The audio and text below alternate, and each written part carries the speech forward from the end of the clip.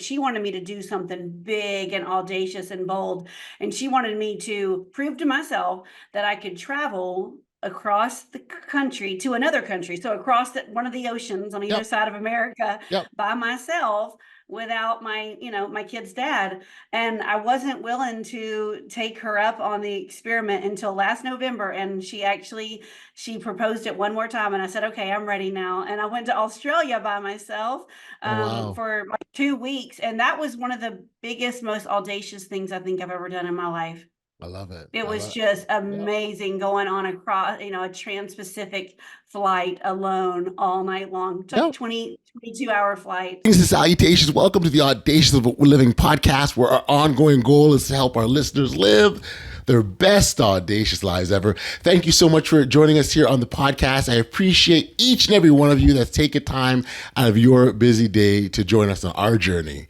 Now, taking bold, audacious steps in life is like leaping into the unknown with faith and determination of a marathon runner, for example, who's crossing that finish line. Just as each step brings us closer to our goals, each decision we can make leads us on a transformative journey towards living our most audacious life. Now, Dr. Cindy Stark is a medical doctor and author who has dedicated her life to helping individuals overcome adversity as well as life's challenges. With a background in medicine and a passion for healing, Cindy naturally brings a unique perspective to the work that she does and really inspires others to reach their full potential. In this episode, Cindy shares her personal journey of self-discovery and healing, emphasizing on the importance of facing our past traumas and overcoming them to live a fulfilling life. And so many of us allow those past traumas to hold us back and prevent us from taking that step forward. And Cindy will certainly provide her take on that. So now that we've got you all set, without any further ado, here is my conversation with Dr. Cindy Stark. Enjoy.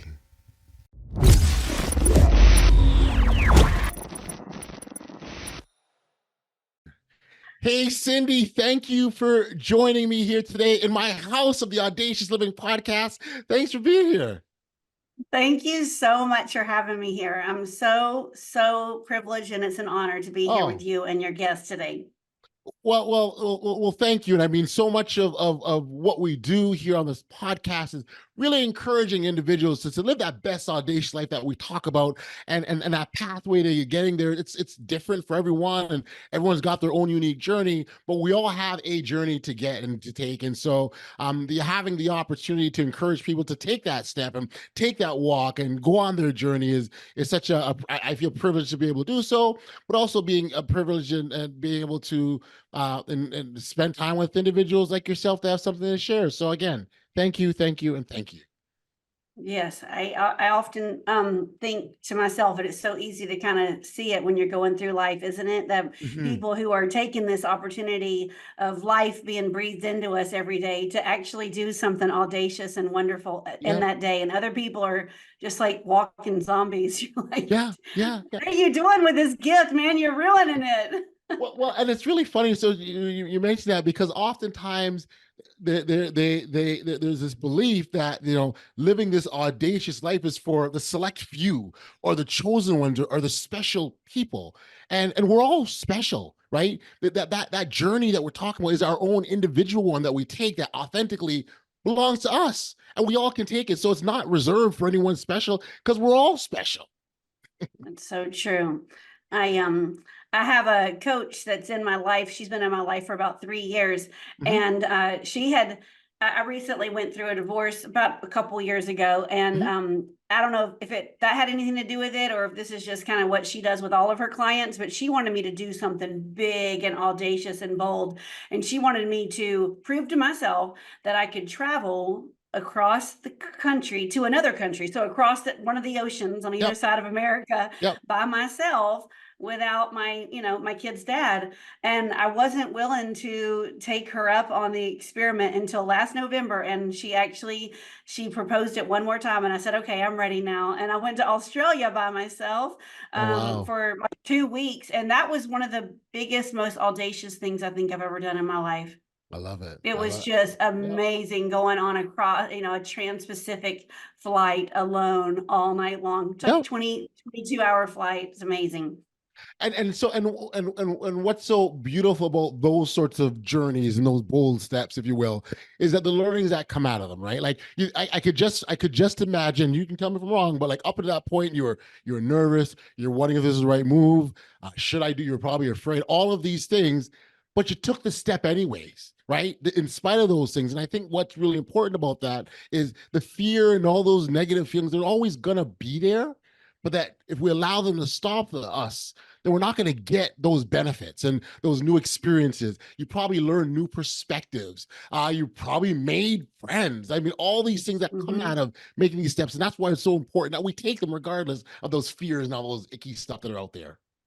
Yeah, it was so interesting because I remember exactly where I was sitting, and I was going to be leaving in a couple of weeks, and I wasn't excited, and I'm like, what is wrong with me? Because I'm not excited about this at all. I was exactly what you said. I was scared. I was thinking, who am I to do this? My mother and my father were very nervous about me doing it. My kids, they're 19 and 21, and they just thought it was cool. I did it right in the middle of their college semester. But Right. when I finally realized, it's okay to be excited about this, and you need to go ahead and book your hotels, Cindy, and you need Yes. to, I was going to go from Melbourne to Sydney to Cairns. I still don't know how to pronounce that word, but where the Great Barrier Reef was, and I had to Okay. book those little, intercontinental flights. So Yep. once I did that, I started getting excited, and then once I got there, I was still extremely scared that I had done it. But there Sure. was this one night I had ventured out on a ferry and on foot. That those are my two forms of transportation. It was my very first night there, and I got a Uh-huh. blister on the bottom of my foot, Okay. and I was 3 miles from my hotel room, and I said, I don't know how I'm going to get back to my hotel room. And I realized you can figure out the public transportation. They speak English here. Just go up to the security guard right there at the train station and figure out how to get back home. And there was a subway, like literally in the downstairs, like kind of the basement thing of my hotel. And that right there, that one thing, that I was able to figure out the public transportation and a Yes. ferry and Yeah. on foot and with a blister, I could make it back home. I said, I got this. This is going to be I awesome. love it. I love it. Oh, I just so love it. And you take those small steps, and Yeah, the other part about it is you're already there in Australia now. What you gonna do, right? Like you've already I right. So you're already you're past that point of no return. So now know. Right. figure it You got out, to right? figure it out. Yep. Figure it out. Yeah. And And I learned, go ahead. no, you go first. No, I was just going to say, and I learned one other thing that day, and I think what had scared me is I think I got taken advantage of with a what's it called, an Uber Okay. and a taxi. So I didn't know they had Ubers over there. I never thought to do that little tidbit of information Okay. or Okay. research. And Yeah. so I took a public taxi, and he asked for cash. And I thought I was so smart. I ordered all this Australian currency through my bank, and I got it all delivered to me. And he sat there and he told me what he needed. He saw my little pile and he told me what he needed. And he about near took away every bit of Wow. my paper currency. And so that's why I said everybody here is a crook, and it made me scared. But I said no, they're not. And I said an Uber is safe. You just shouldn't have done a taxi. That's what I realized later. But the public transportation was like $1 for all day long. It was so reasonably Yep. priced. So Yep. yeah, I figured Yep. it out. I love it. I love it. I love Yeah. it. This conversation has taken a direction which is fine for me. But I think what's really neat is that it's very in line with what we probably end up talking about here.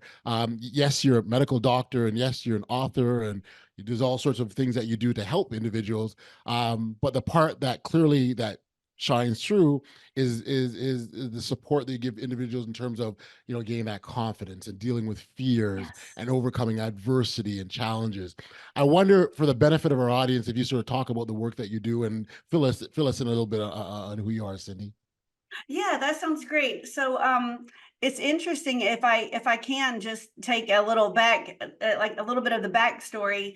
I always say I don't think anyone else went into medicine the way that I did, but it was through a series of unfortunate events. And I'm from a family where like no one is educated, well, formally educated. I mean, everyone graduated high school and went to a trade school, but something happened to me. I was the baby of the family. So at 14, my brother, he's 19 at that time, and he had unfortunately gotten into drugs and alcohol. And so, birds of a feather flock together. So Right. other 19-year-old boys that were on drugs and alcohol were kind of in my parents' house all the time when I was 14. And without getting into any of the details, there was just some sexual abuse at the hands of his friends onto me at 14. And I don't know why. I think about it sometimes, like, why didn't I go and tell mom and dad what was happening? Because they were upstairs. I mean, they were Right. up the street at someone else's house when it kept happening. But it just kept happening at night when I was trying to be asleep in my bed and be safe. But I never told on my brother. I didn't want him to get in trouble. He was already in enough trouble all the time. And Right. I just kind of like let it happen to me, and which is disgusting to think about. But when I turned 17 and I graduated valedictorian of my high school class, I had a gift of intelligence, and I don't know how that cat gifted to me, but it did. Classes were really easy to me, and I went on to on to go to college, and no one else in my family had ever gone to college. And then I got an opportunity to get a scholarship to medical school and graduate school, and I just kept like going and going and going, like just so many degrees and so many awards. And it finally dawned on me when I was in my 40s. And I love being a doctor. I love taking care of patients. I'm a hospitalist. I take care of people in a hospitalized Yep. setting. Hmm. Love it. I feel like it's just like so rewarding to see people you kind of get them back from the dead, almost literally, sometimes figuratively. And, you get to see them be born. I always say I'm not an Mm. OBGYN, but I get to see people be born every day because you Mm. see them come back from a stroke or pneumonia or whatever. But in my 40s, it wasn't satisfying me anymore, and I wanted to do something different in my life. And I finally realized I was trying to. It's terrible, but it's like a 3 decade journey of getting all these awards and all these degrees, and I was just like trying to prove myself that I was worthy of that Right. protection that I didn't Right. receive when I was 14. I was trying to forgive myself for what had happened to me. It wasn't my fault. And then I realized, there's other men and women that probably can't forgive themselves for things that have happened to them in their life too. Right. And that's just when I just said, I'm going to help people for the rest of my life overcome whatever it is that is holding them back. And because we all have adversity in our life. And Yes. the worst thing you can do is not what happened to me in my bedroom those 2 or 3 nights. It's what I told myself for 30 years that I wasn't worthy of love or protection. Yeah. So you got a Yeah. life here left to live. So let's go out and live it and get rid of all that trash, because it served us for a while and made us feel protected, but we got a lot more to do in life. So And that's what I do now. and it's so beautiful. And thank you for sharing the stories that we tell ourselves, that we continue to replay them over and over again in our heads. It can be such a dangerous cycle, because the more we replay them, the more we believe them, and the more we relieve them, the more they become our reality. And that's where it gets very, very, very dangerous. And so, to being able to have the wherewithal to stop playing, right, and challenge some of those stories, are difficult. Was that a very long process for you to sort of overcome that? Because you speak very freely about it now. Obviously, there's some work that you've done. What was that like for you? Yeah. You know what? You are probably not going to believe this. I couldn't believe it myself, Okay. but it was the blessing of COVID. It was Oh. all this time on my hands. And up here in Gainesville, Georgia, where I practice, the whole entire hospital system shut down. Like they stopped every elective surgery. There were Right. like sight saving surgeries that weren't being done, limb saving hip replacements that weren't being done. If it was not emergent, it wasn't being done. And they Right. shut the whole hospital down. They took away all of our mid-levels, like our nurse practitioners and our physician assistants. And so it Yes. was just like a little tiny band of doctors that were there. And it was like a ghost town. I felt Mm, like I was like on a movie set. Like it was a right, hospital, but there was nobody there. And we right. all had these masks on, and they wouldn't even let us have things on us that were identifying, like the badges that we wear, because they might carry germs. They didn't know how that Oh, wow, pathogen was wow, was wow. transmitted. Yeah, yeah. And I've worked there for 13 years at the time, and they were people at the front desk were asking me, "Who are you?" I'm like, "I am Dr. Stark. I've been here since 2007." But they couldn't see me because, like, Mask. the mask, I think I had a bonnet on, I had no identifying badge. And so I was just, it really, really kind of like gave all of us this time to go inward. Mm, And I had a friend, and I will credit her with this for as long as I live. God kind of gives you these people in your life. You don't even realize who they're supposed to be, but then it happens. You're like, oh my yep. goodness. But there was this friend of mine, her name is Mrinalini. She's an Indian physician. And she reminded me of a story that I had told her about this thing that had happened to me when I was 14. And I didn't consider that it was, rape or sexual abuse or anything. I just thought it was something that happened to me. And she kind of like challenged me on that. And then next one thing led to another. And then I met this woman named Melissa who was running a trauma release program. And yeah, I did this 6 week subconscious clear out of all these memories and inner child Yes. resourcing.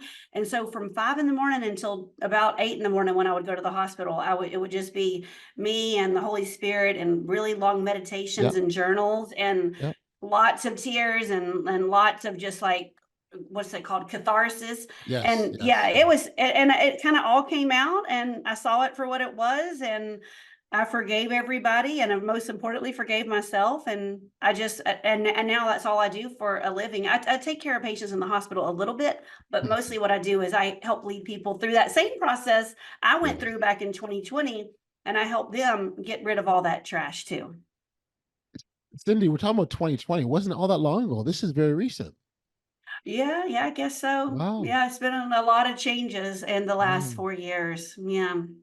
So awesome. Um, Not that is yeah, to be thank able. you. Well, and I think though to be able to do the work on yourself, which that in itself is a huge feat, especially we're talking about a whole lifetime of stuff, right? Yeah, And yeah. and then be able to then turn to give that to others. And I mean, it makes sense for a doctor. I mean, you're in the helping industry already, but the fact that you are dedicated to the degree that you are now, using your own journey is just to be commended. Thank No, you. congratulations, a Thank really good you. deal. Thank you. Yeah, thank you. I don't appreciate how big that is because it's just who I am. Yeah, But I have seen that in other people, and it is amazing. Like, it's one thing just to turn your own life around, but then to go and pay it forward and help other people turn their lives around, it is a really big deal. And it's I always tell people I kind of turned from being a physician to a true healer, because when I was a doctor full time, and I'm not saying that when you need a doctor, you need a doctor, when sure. you need antibiotics, when you need surgeries, all chemo, all that stuff, right? Yep.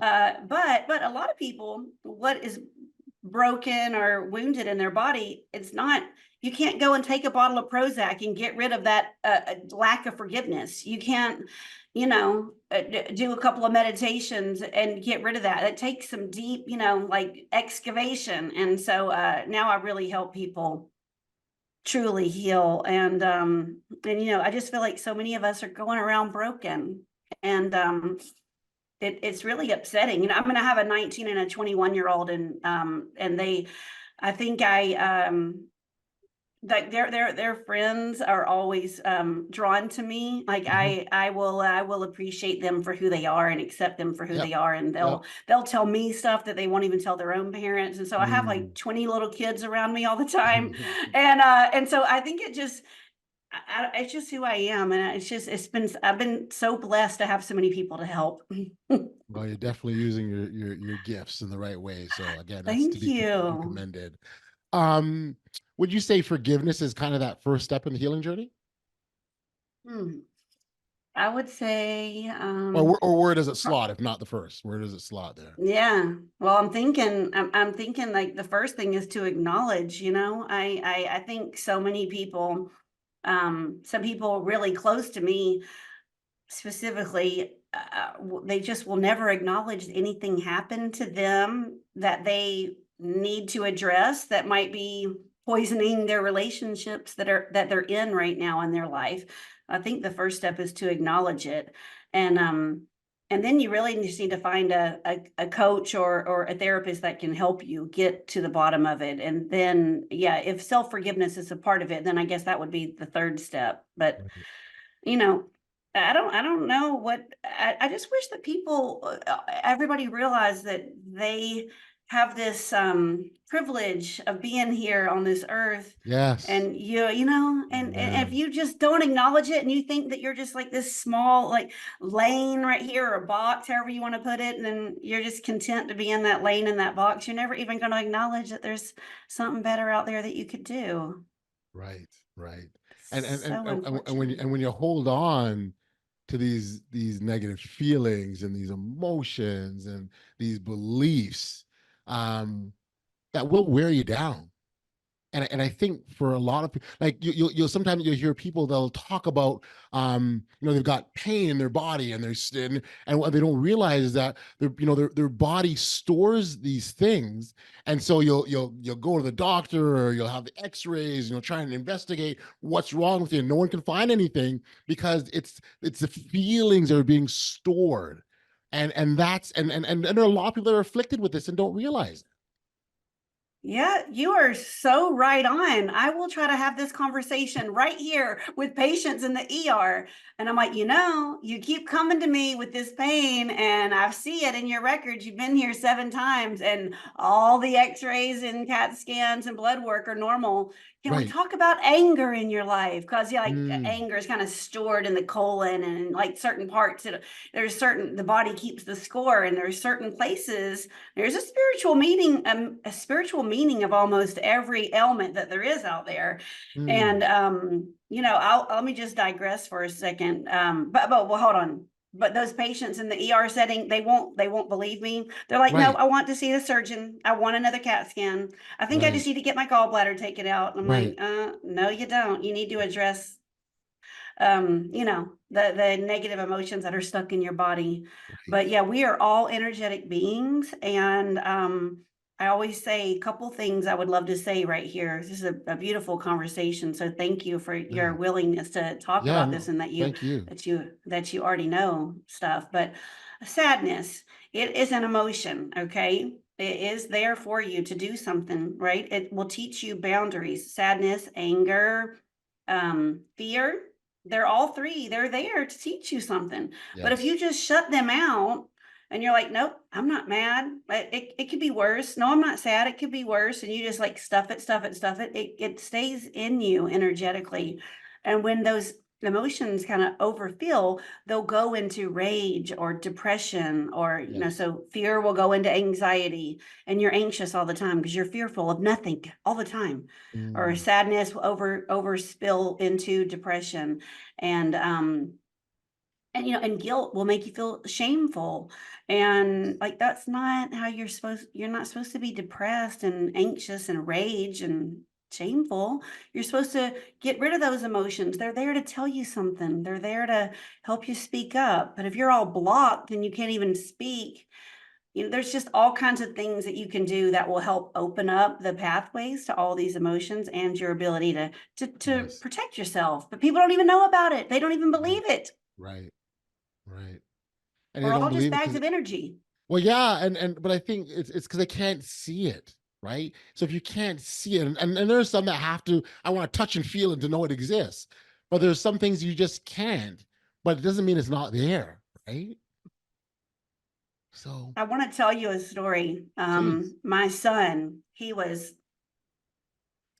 gosh, I should ask him permission if I could tell this story, but I'm Let's sure. keep between you and I. We won't tell anyone else. How's that? Yeah, Just between yeah, I'm us. sure he won't mind. I mean, it's the truth. There's nothing to be embarrassed about. But he was so his dad was a major athlete, okay? Okay. And my son and my daughter are both blessed with athletic genes. They didn't get any of that from me. I can't even throw a ball. But you know how it is. I don't know if you have kids, but even Yep. if you don't, Yeah, I do. that kids love to please their daddy. Mm, And so they know to get his love and his attention and a lot of his time and energy, if they play sports, they're golden. There, mm, he will practice with them all day, every day. Just oh, he's so good at sports, tennis and golf and baseball and volleyball, everything. He's good at everything. It right. kills me. I love it. So glad I had kids with him. But anyways, but my son, he started at age 6 playing baseball, Yeah. and he's really really good. And he kept playing and playing. Around 12, he started hating it, but he couldn't stop because his daddy was proud of him and he's good at it. So from 12 to 16, he did it and he hated it. Well, I am not kidding you.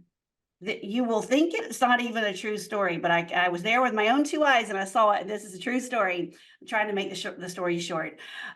He started having a pain in his right leg. Okay. Well, spiritually, whenever you have something on the right side of your body, that's your father's side of your body. Like the left side of your body is receiving, it's like the feminine, and then the right side of your body is Oh, anything masculine with your father. wow. So, and on your leg specifically, is when you're trying to take a step into something different than Yes. your father. Okay. So this boy, starting at age 12, he started having some right leg pain. It was in his knee, and then it's in his butt, and then it's everywhere. And I'm taking him to physical therapy. Oh, no, no, no, excuse me. I'm giving him, because I'm a doctor, so we don't go to anything. I would hardly go to any kind of medical anything. I said, oh, let's just take Motrin. Oh, let's give you an ACE wrap. And it was kept going on and on for like 6 weeks. I finally said, I got to take him to a physical therapist. And they took one look at him and examined him and said, I think we need to do an x-ray. I'm like, an x-ray? Wow, he's just having some, I thought it was just like a tendon or a ligament pain. They found a benign tumor on that child's leg. It was on the back of his tibia. And so he went in and got it, surgically removed. Yeah. And, um, and I truly believe, and I will, hold on, let me finish the story. And so then he rehabilitated from that, kept playing baseball until he just couldn't take it one more second. He said, Dad, I want to go into musical theater. Mhm. And that's what his passion was, and that's what he had been wanting to do all along, but he just couldn't tell his dad.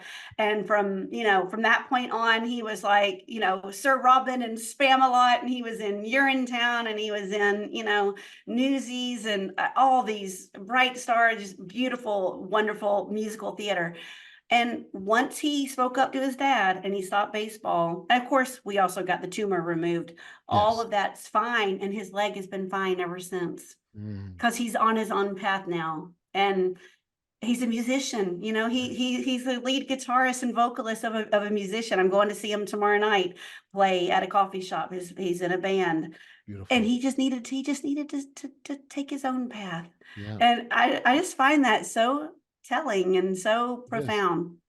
It is, and so thank you, and please thank congratulate your son on getting to his own path, because kind of what we were talking about earlier, that own path, and so he got there, and it's so freeing, it's so liberating, but more than anything, it's just a beautiful, beautiful thing. It really is, really. Yeah, and you just got to know that the body keeps the score, and unresolved trauma will show up. So, like I said, he needed that surgeon, but what he really needed to do is speak his voice and live his path. And so now I don't think he's ever going to have a problem again.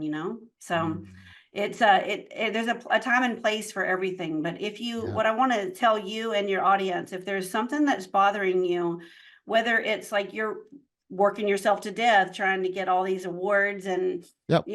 degrees and all that, or whether a pain won't go away, just don't just go to people with MDs behind their name. Also go to people that are more can help you more energetically or spiritually, and see if there might be a root cause of that. Yeah, no, and so why I like that, if we sort of stay on that continuum, doing all that, what that allows you to do is sort of step into, you talk about, say a life of fulfillment, or even people that talk about finding their purpose. By doing those things, that gets you to those places. That's so true.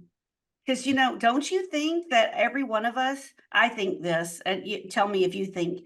if you agree, but every one of us on this earth right now that are alive right now, we're all here for a time such as this to meet the people that we're supposed to meet, to have the Yes. influence and the impact that we're supposed to have. And it's a Yes. unique set of circumstances that have opened up to, like, every little decision we make opens up a whole nother set of circumstances. Absolutely. And if you're not here to live that life of fulfillment, then you're not fulfilling, God, I don't know if you're a Christian, but Mhm. the purpose in your life that you're spiritually meant to live, to Mhm. have here on your little bit of time that you have here on earth.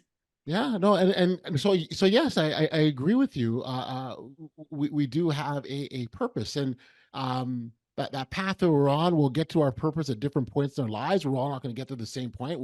But we're not all starting from the same point either, too, right? There's a number of different things that I'm here and you're there, or she's there, and like it's all different, and that's why that whole comparison thing is such a dangerous trap because we're not at the same starting point, and the marker goes on your mark. I said go, and no, it's not that at all. It's some people, they start their journey long before you even thought it's time to get up, right? So we stay away from that comparison. Focus on us. Focus on our gifts. Focus on our unique. You talk about unique value proposition, right? Like what's so special about us, and that's the starting point. Yeah.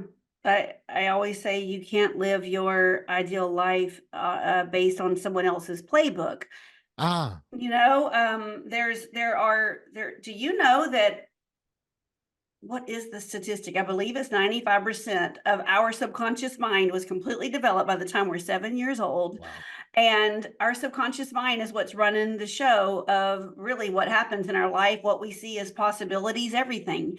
And it is so there's a filtering system called the reticular activating system, and it gets filled up with parental programming, societal programming, religious programming, academic programming, everything from Yes. your specific childhood. And it's Yes. all done by the age of 7. And that it's there to keep you safe, but there's so Right. much more to life out there than what was presented to you before you were 7. Yes. So, like, Yes. talk about starting points. What if you Yes. never got past that starting point? Yes. You never challenged anything. I mean, the fact that you're even doing this podcast, I mean, it's a beautiful thing. I Hmm. don't, it's not everybody does that. And you're here to help people realize just how much they can do with their life. It's Absolutely. wonderful. Thank you, thank Yeah. you, and I'll tell you.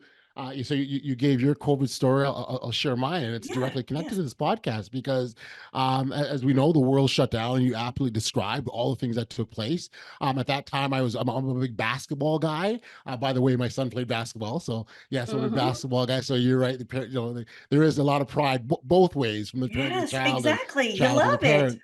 And but I also work with a professional basketball league that, well, like everything else, got shut down, and it happened very, very quick with very little notice, and everyone was kind of left looking around, going like, "What?"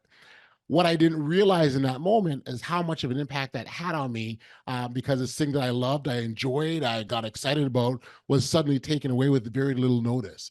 And I had gone into, and it's funny when I tell this story, I used to say I got into a mild depression, but there's no mild depression. I wasn't a depression, right? And I was Mhm. just not feeling good about myself, didn't want to get out of bed. There was something going on, and I didn't know.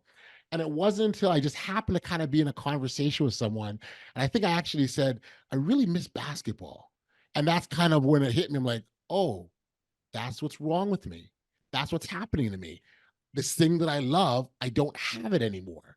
And it was in that moment where I'm like, okay, well, all right. So then, what can you do? I was thinking, and I've got a child. My second daughter's on the autism spectrum, and so oftentimes we talk about like the behaviors, but we talk about replacement behaviors. So if she's doing this and you don't want that behavior, you replace it with something. So I'm like, okay, so I don't have basketball. What do I replace it with?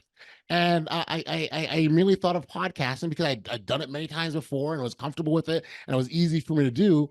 And I started this podcast.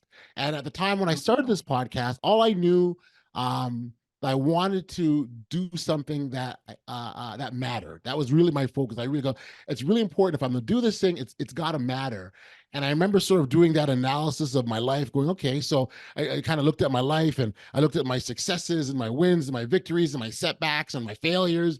And I sort of landed on every single time I launched into something, I was demonstrating this form of audacity. It was always there within me, right? I didn't label it. I didn't have a name for it. I was just doing it naturally. And hence the podcast, how it started. And that's been my journey for the last 4 years. but it comes That's so out, cool. it comes out of this place of not a good place. I was not feeling good. I knew I didn't want to stay there. So the question is, what do you do about it? And here we are talking today, Cindy. Oh, that is so awesome. I would have never thought that was what made you start the podcast. Yeah. Well, and again, it's that thing, a desire to want to do something, not only just for myself to get out of the place I was, but also, okay, so how can I help others in the process? And here you go.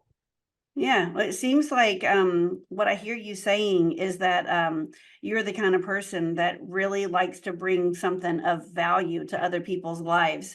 And Mhm. that's what basketball and the camaraderie of that sport and everything did for you. And when that got stripped away from you, you're like, my soul is not okay unless Right, I'm bringing something amazing to the world. So right. I'm going to substitute and do that substitute behavior. That's beautiful. Do you remember, I'm sure you do, Mhm. because I am not even that much into sports, and I don't think I'll ever forget this for as long as I live. I remember calling my dad a couple weeks after the pandemic hit, and I said, they just they just canceled basketball, Dad, like Yeah, and baseball. All yeah. right. I think both of those were happening right there at March. Well, so And the I said, NBA, the NBA was first, right? That was the first sort of major league that said, "Hey, we're shutting it down," and hockey followed soon after, and then it was and a trickle effect. yeah, and I said to him, I remember saying to him, I said, "Have you ever seen this happen before?" And of course he hadn't seen it happen before. He said, "No, sugar, I haven't." And I said, "What is going on, Dad? I never thought like these sports are so profitable. How can they shut this down?" He said, "I don't know what to think about this." And it was just like, what is happening? Yes. And then I just remember, this is what I want to ask you. Do you remember they started realizing we are losing so much money? And then there was a point where they would let the people go and play basketball, but Yeah. then you could like pay money and you could have your picture like on a That's right. seat. Do That's you right. remember That's right. that? I'm That's like, right. I And couldn't then believe it. what they also started to do is, in some instances, they put pictures of celebrities in those seats too, right? So you could be sitting next to a celebrity. Couldn't believe it. And there was a guy in my neighborhood that paid to have his picture there. And I'm like, Quentin, I see your picture. And then do you remember that other thing where they would like just let like every 10 feet they would Yeah. let be a row Yeah. of fans? Yeah. I mean, it Yeah. was just it those are some crazy times, I tell you what. I mean, again, back to that, we were uniquely called down here at this point in time to be alive during that craziness. I Yes. mean, Yeah. uh it'll will never be the same ever because we went through that. Well, I just think that your podcast is wonderful, and I hope Thank it you. is fulfilling to you, Thank you. like Absolutely. basketball was, and I'm sure now you can get back into basketball Oh at yeah. some way, Yeah, you absolutely. know. No, absolutely. No, it is. And thank you for that. But I think what's so talk about fulfilling it again, to be able to engage in conversations such as this. And so I would Yeah, say, as much as much as podcasts, as great as it is, it's made even greater for guests like yourself. So thank you for being a part of thank this as you. well. Yeah, Cindy, yeah. let's talk about your book, because I know you got a book out. So I want to give let's not give let's give you an opportunity to let people know about that. What can you tell us about it? Okay. Okay, I'll be quick. This is my book. I wrote a book. It's called From Fear and Failure to the Finish Line. It's all about unleashing your potential, discover the champion within. It was about a journey that I took to an Ironman triathlon. It was kind of after I finished that, I crossed that finish line, is Yeah. when I realized I think maybe I'm trying to do a little bit too much. I think I'm trying to prove to myself a little bit too much something. What is that? But yeah, Right. that was in 2016 when I crossed the finish line. It still took me a while to actually dawn Sure. on me what I was doing. But it was just about how you can spend 2 years training for a triathlon, and you can teach yourself to run and bike and swim extremely long distances, and you can do perfect on your nutrition, perfect on your training, and go out. And what happened is that I the swells of the ocean were too big, and I kind of got off course a little bit on the swim, which made me slower on the bike, which made me not have crossed a All certain connected. line I was supposed to Yeah. cross, and they pulled me right off of that course. Yep. and they gave me a DNF, did Finish. not Yep. finish. And Yep. I could not believe they did that to me and the other 50 people that were in the bus with me. And I've never seen so many grown men cry.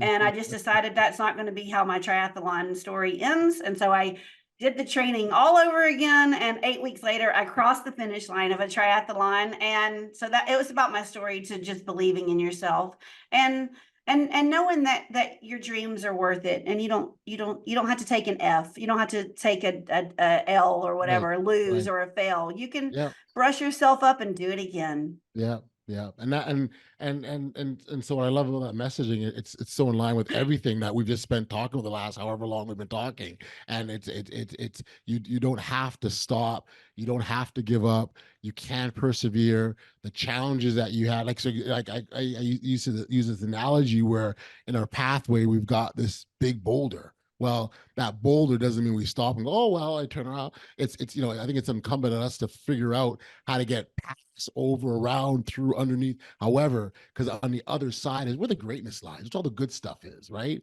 And that boulder represents the adversity that's going to exist. And if we give up every time something bad happens, then we wouldn't be here now. Yeah, we're in those little bitty boxes I was talking about, and life Yeah, is not fun in a little bitty box. yeah, Oh you're my gosh, absolutely right. that's really helping me right now with something that I'm going through right now. I got Oh, that I really love that analogy because yeah, I might be about to have to move. I'm in a rental house. I got divorced a couple years ago, and I'm in a rental house. And mhm. darn it, my landlord just put it up for sale, and that is Mm, not was not what I was thinking. I wasn't. I was right. wanting to stay here until my kids get out of college. And Yep. but if I just look at that as a boulder, and I'm thinking there's just it's gonna be there. Just put it aside, and I just need to go start looking for another house. I mean, I've already looked at four, but I need to look outside of the city where I live right now, which is where I Sure. raise my kids. I really, really think about where I want to live in my heart. Gotcha. But because this is my soul's journey too, and wherever I decide, it's going to open up a whole nother field of possibilities, you know. Yes. So Yes. I feel a lot of pressure on this particular move. Yeah, but I think it just goes to show you that there will always be something. Like it's not gonna Yeah, suddenly just stop, and we're gonna live a problem-free life. There will always be no, something to contend with, and that's why we take the things that we go through, we learn from them, we build that up, and we use them for the next challenge. Right? yeah, yeah, and I And I, know I and I don't know mean to you. oversimplify it too. Like I don't want to make it because it's not, but that's essentially the core of what we need to do for ourselves. That's yeah, it's so true. And when people are watching us, I know you mentioned two kids, maybe you have more, but our kids are watching us.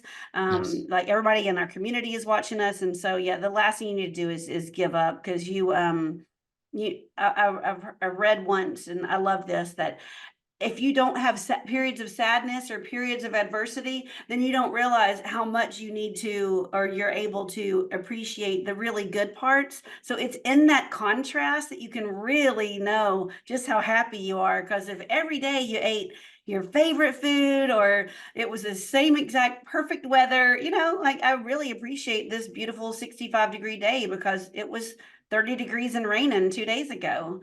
So, it's the contrast. Yep. Absolutely. Absolutely. Cindy, this has been wonderful. I'm so, Thank you. so, so happy to spend this time with you. For our listeners that want to learn more about you or connect with you, where could we send them?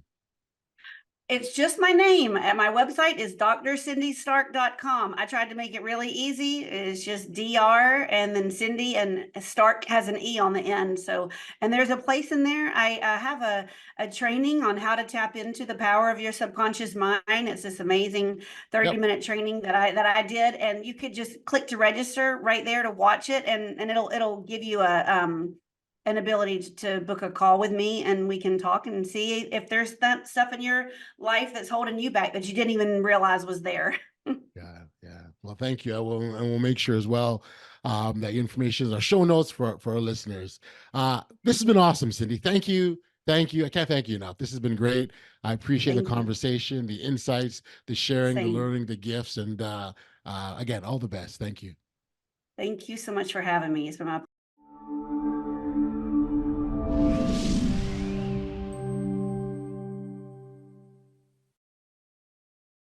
back we are here on the podcast. Cindy's powerful story reminds us that by acknowledging and addressing our past pains and traumas, we can truly move forward and live authentically. Her journey from a successful medical career to a holistic healer showcases the transformative power of self-forgiveness and empowerment. So appreciate you, Cindy, for sharing those very, very powerful lessons. For those who want to connect with her directly and learn more about her work, I'd encourage you to check out the show notes below for the appropriate contact details. Certainly reach out to her for maybe some personalized guidance or support on your own healing journey. Thank you so much for tuning into the Audacious Living Podcast. If you've enjoyed today's episode with Dr. Stark, I'd encourage you to follow, like, share, and subscribe to this podcast if you haven't done any of those things. But more importantly, share with a friend or family member.